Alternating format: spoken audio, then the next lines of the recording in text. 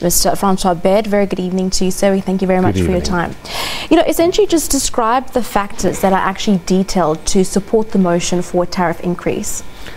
Well, if you look at how many jobs have been lost, you referred earlier to 56,000 jobs being created, but the sugar industry has lost 15,000 jobs over the last few years.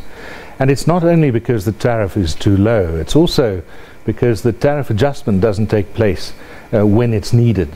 So if we can change the price of petrol when market conditions change, I think we should be able to do the same with the tariff. There needs to be a more flexible regime. In addition, the sugar industry needs to grow. It's a strategic industry for South Africa, because when you look at where the people are who work in the industry and who the people are who've lost their jobs and livelihoods, they're very often the people, the smallest farmers, the people at the lowest rung.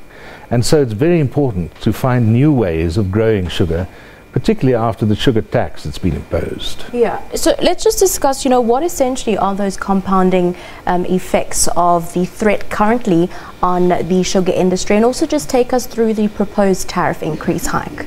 Right, so the sugar imports have grown from 114,000 tons to over 520,000 tons over the last year. And the reference price on which the tariff is based is $566 per ton.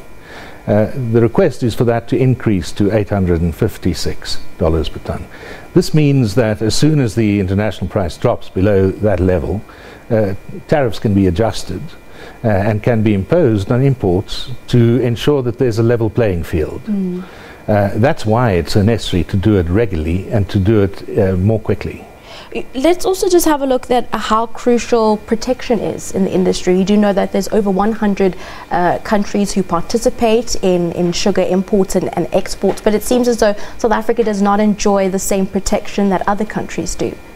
Well, the entire industry is in a stage where there's overproduction, and so other industries get subsidized by their governments, and thus they're able to sell their sugar below the price that we can sell our own sugar locally. This is not only a South African phenomenon. In Kenya, for instance, they've dropped all tariffs and the market has been flooded. They're sitting on 6 months' worth of sugar by imports that had no tariff on it. And it's destroying local industry.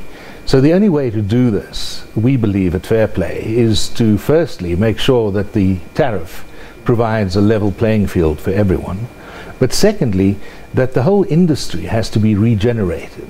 For instance, why can't we drive cars with ethanol in the tank made from South African sugar? The regime is already in place. All it has to be is implemented. Another threat and another issue that was brought up around this was also the issue of dumping. Has that also been brought up in some of the concerns that have been raised? That's exactly the issue. Yeah. The issue is that you can't fight dumping when the large trading countries and regions like the EU act as though it's a single country when it suits itself. So they will threaten to cut off certain imports from South Africa if South Africa imposes tariffs. Therefore, Africa has to stand up. The regions have to stand up against this issue. But we also have to find other ways of making sure that we grow the industry.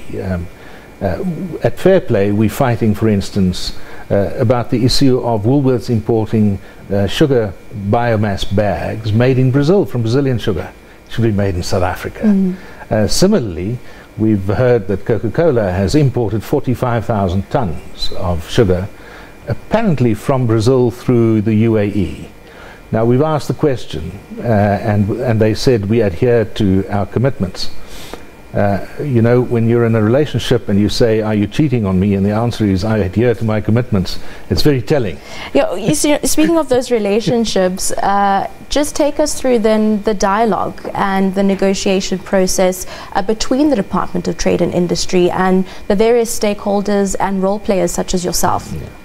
FairPlay has been very privileged in being able to get an open door. We were pushing against an open door at the DTI. The Minister understands the problem.